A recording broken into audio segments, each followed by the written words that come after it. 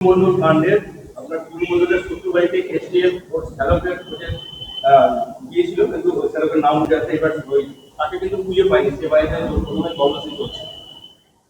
এত বড় বড় যারা কারবারের সঙ্গে জড়িত, এত বড় টাকা যারা লুটের সঙ্গে জড়িত, তারা তো কেউ বোকা নয়। আপাতত গা ঢাকা দিয়েছে, পরে ম্যানেজ ট্যানেজ করবে। কারণ এখানে তো ম্যানেজ করি সব হয়।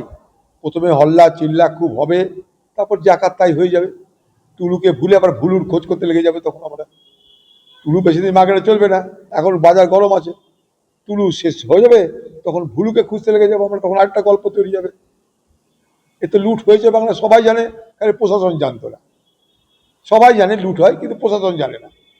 কারণ প্রশাসন দালালি করে, সরকার তখন মদত করতো। সরকারের যারা বড় বড় নেতা মন্ত্রী তারা মাল খেয়েছে। আমি তো চাবো এই সরকার যে সমস্ত টুলু মণ্ডলকে যারা টুলু মণ্ডল করেছে, টুলু মণ্ডলের ধান্দার যারা ভাগ খেয়েছে, তারা কারা সেটা খুঁজে বার করুক। এটা বাংলার মানুষ জানতে চাইছে। একদম চলে গেছে। নাগরিক পরিষেবা বলে কিছু নেই। কারণ একটাই, পরিকাঠামো এক, প্রশাসন এক, সরকার শুধু পাল্টেছে। তাকিয়ে দেখুন, বেশি দূর যেতে হবে না, আপনার নিজের শহরের দিকে তাকান। এই বহরমপুর শহর কথায় কথায় জলমগ্ন, জল নিষ্কাশনের ব্যবস্থা সম্পূর্ণ বন্ধ। এই শহর যতুগৃহে রূপান্তরিত হয়েছে। এত মাল্টি স্টোরের বিল্ডিং, সেই বিল্ডিংয়ে যদি কিছু বিপদ আপদ হয়, ফায়ার ব্রিগেড যাওয়ার জায়গা নেই, উদ্ধার করার জায়গা পাবে না। কনক্রিটের জঙ্গলে রূপান্তরিত হয়েছে, এখান থেকে উদ্ধার করবে কে? প্রত্যেকটা মিউনিসিপ্যালিটির পরিষেবা চরম অব্যবস্থা চলছে। ড্রেন পরিষ্কার হয় না, জল পাওয়া যায় না, তার সঙ্গে সঙ্গে রেশন পাওয়া যায় না। চারিদিকে এক অস্থিরতা শুরু হয়ে গেছে বাংলায়। মমতা ব্যানার্জি অভিযোগ করছে পেনশন নিই না, বইয়ের রয়্যালটির টাকাও দিচ্ছে না। হ্যাঁ, পেনশন নেই, পেনশন দিচ্ছি না, ও পেনশন নেয় না। বইয়ের যে রয়্যালটি তার টাকা কি পাচ্ছেন না? বইয়ের রয়্যালটি পাচ্ছে না। না, রয়্যালটি পাওয়া যায় বই বিক্রি নিচ্ছে, তাহলে কি বই বিক্রি হচ্ছে না? কেউ করছে না এটা? দিদি যখন বামফ্রন্ট, দিদি যখন তৃণমূল জমানা ছিল, তখন নিশ্চয় রয়্যালটি পেয়েছে। তখন সেগুলো থেকে পড়তো না, পড়ানো হতো। গলা দিয়ে যেমন তিতো ঢালতে হয় ছোটদের, ওরকম পড়ানো হতো। ও কবিতা পড়ার মতন লোক বাংলায় কতজন আছে আমার জানা নাই। তো পেনশন না পেলে তো টেনশন হবেই। তো দিদির পেনশন পাওয়ার চেষ্টা করা উচিত।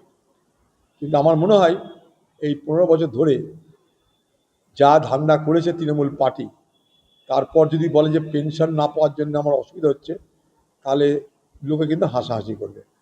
অতএব আপনি টেনশন করেন না, ওরকম পেনশন কত দিয়ে যাবে আপনাকে। মমতার সময় যে বইগুলো স্কুলে স্কুলে যেত, এখন কি কেউ করছে না? আমি এটাই তো বলছি, এটাই তো বললাম। আমাদের বলার পাঁচন গেলা করে গেলানো হতো। দিদির সময় কবিতা, দিদি ছবি আঁকতো। যারা চোর জোচ্চোর চিটার যারা লুট করতো, তারা সব সেই ছবি কিনতো। সারদা কাণ্ডের ঘটনাটা দেখেছি, একটা ছবি কোটি টাকায় বিক্রি হচ্ছে। তো সেই সব জমানা দিদির চলে গেছে। এখন দিদির না ছবির দর আছে, না কবিতার দর আছে, না গল্পের দর আছে। দিদির দর চলে গেছে, কারণ ক্ষমতা চলে গেছে, তাই দর চলে গেছে। এখন পাচন গেলানোর মতন করে তো দিদির কবিতা, দিদির সাহিত্য প্রবন্ধ পড়ার মতো লোকের জায়গা নেই বাংলায়, তাই এটা হচ্ছে। হাইকোর্টে জোর ধাক্কা খেলেন অভিষেকের বিদেশ যাত্রার মামলা খারিজ করলেন বিচারপতি। দেশে নয়, বিদেশে চোখের চিকিৎসা করাতে অনার অভিষেক, আগে এসএসকেএম চিকিৎসা করার পর্যবেক্ষণ বিচারপতি সৌগত ঘোষ। দেখুন, কে কোথায় চিকিৎসা করে সেটা তো কোর্ট ঠিক করতে দিতে পারে না। আমার এগুলো কতগুলো ফান্ডামেন্টাল প্রশ্ন। আমার স্বাধীনতা আছে, আমি কোথায় চিকিৎসা করাবো সেটা কোর্ট ঠিক করে দিতে পারে বলে আমার জানা নাই। আমি কোর্টকে সম্মান করে বলছি কথাটা। আমি যদি অ্যাফোর্ড করতে পারি, আমার যদি পয়সা থাকে, আমি যদি অ্যাফোর্ড করতে পারি, টাকা দিতে পারি, আমি, আর যদি ব্যবস্থা থাকে, সুযোগ থাকে, আমি চাটা গিয়েও দেখাতে পারি, অসুবিধা কি আছে? আমার কাছে একটু অদ্ভুত লাগছে ব্যাপারগুলো। মানে কোর্টকে সম্মান দিয়ে কথাটা বলছি, কিন্তু মানে আমার তো সে স্বাধীনতা আছে। কোথায় আমি ডাক্তার দেখাবো, কার কাছে দেখাবো, সে স্বাধীনতা কি আমার নেই? দেশে দেখাবো না বিদেশে দেখাবো, সেই স্বাধীনতা কি নেই? এই ডাক্তার দেখাবো না সেই ডাক্তার দেখাবো, সেই স্বাধীনতা কি নেই? এই বাংলায় স্বাস্থ্য ব্যবস্থা ভেঙে পড়েছে, আজ থেকে নয়। স্বাস্থ্য ব্যবস্থা ভেঙে পড়ার কারণে এই বাংলার মানুষ চিকিৎসার জন্য সবাই দক্ষিণ ভারতে যায়।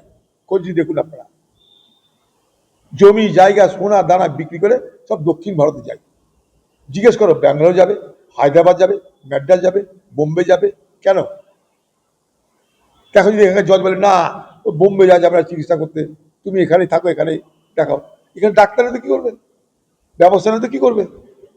যার অ্যাফোর্ড করার ক্ষমতা আছে। এখন তৃণমূলের খোকা বাবুর তার তো পয়সা কোনো অভাব নাই,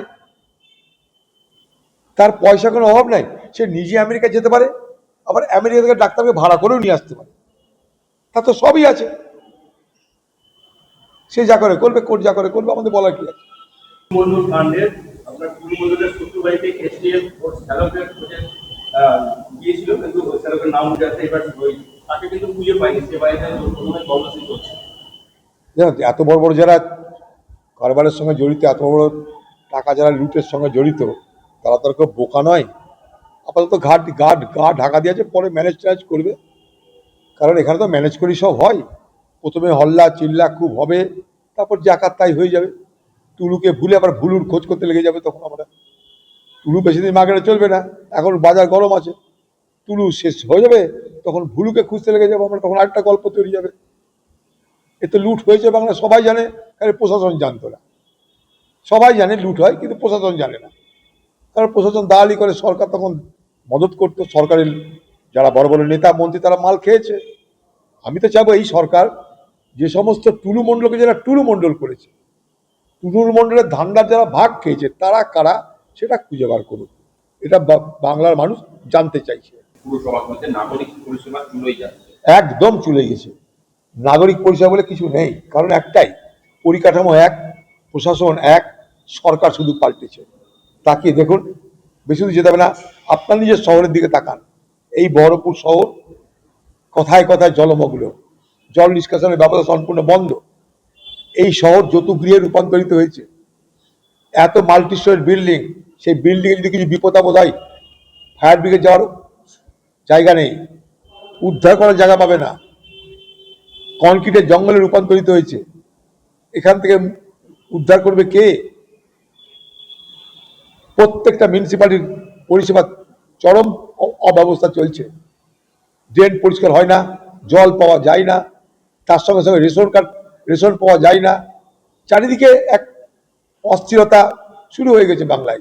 মমতা ব্যানার্জি অভিযোগ করছে পেনশন নিই না, বইয়ের রয়্যালটির টাকাও দিচ্ছে না। হ্যাঁ, পেনশন নেই, পেনশন দিচ্ছি না, ন্যায় রাখতে নেয় ও না। পেনশন পেনশন নেয় না, তো বইয়ের যে রয়্যালটি তার টাকা কি পাচ্ছেন না? বই রয়্যালটি পাচ্ছে না, না, রয়্যালটি পাওয়া যায় বই বিক্রি নিচ্ছে, তাহলে কি বই বিক্রি হচ্ছে না? কেউ পড়ছে না, এটা মনে দিদি যখন বামফ্রন্ট, দিদি যখন তৃণমূল জমানা ছিল, তখন নিশ্চয় রয়্যালটি পেয়েছে, তখন সেগুলো থেকে পড়তো না, পড়ানো হতো।